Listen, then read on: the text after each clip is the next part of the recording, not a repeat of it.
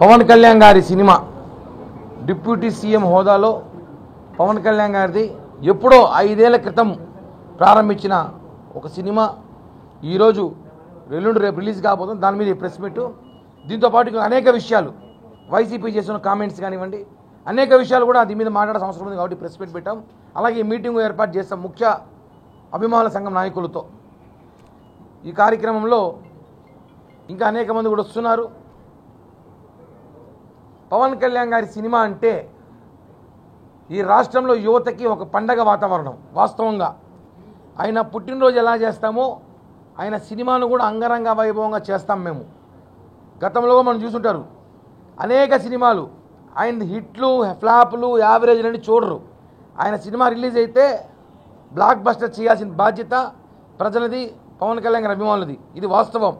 ఎందుకంటే పవన్ కళ్యాణ్ గారు చాలా కష్టపడి ఆయన రాజకీయాల్లో బిజీగా ఉన్న ప్రజలకి అనేక హామీలు ఇచ్చి నెరవేరుస్తున్న ఈ సినిమా కోసమైనా కష్టపడి సినిమా టైట్ షెడ్యూల్లో కూడా ఆ సినిమా పూర్తి చేశారు. అలాగే ఈ సినిమా తర్వాత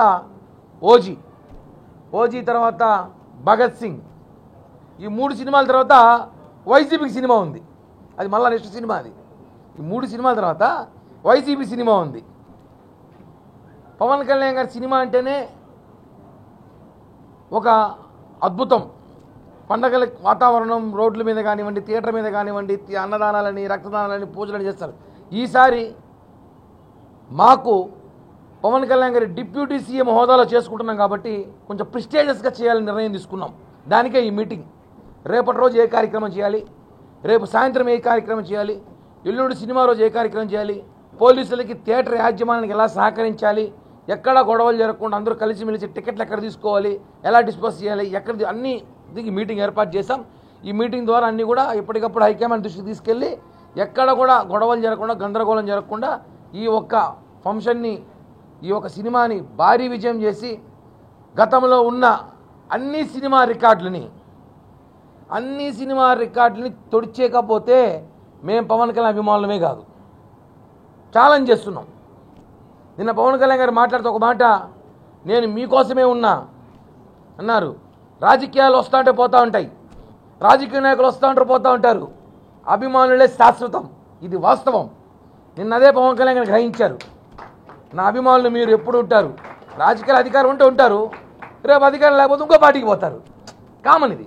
కానీ అభిమానం యాడికి పోము, సచ్చే వరకు అదే కుటుంబంతో ఉంటాం, ఆయనతోనే ఉంటాం.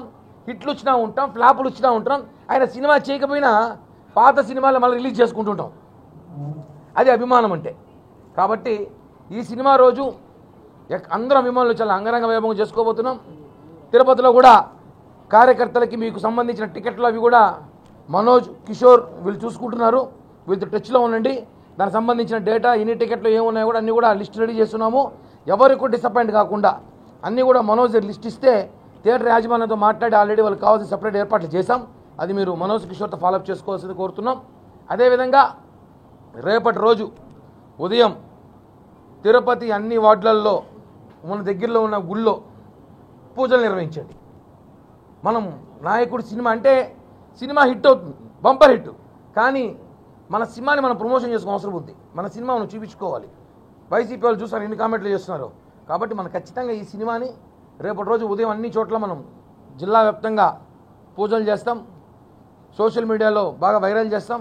రేపు సాయంత్రానికి, రేపు రాత్రి 9:30 షో ఉంది కాబట్టి రేపు సాయంత్రానికంతా అందరూ థియేటర్ కాడ చేరుకొని అక్కడే సంబరాలు చేసుకుందాం.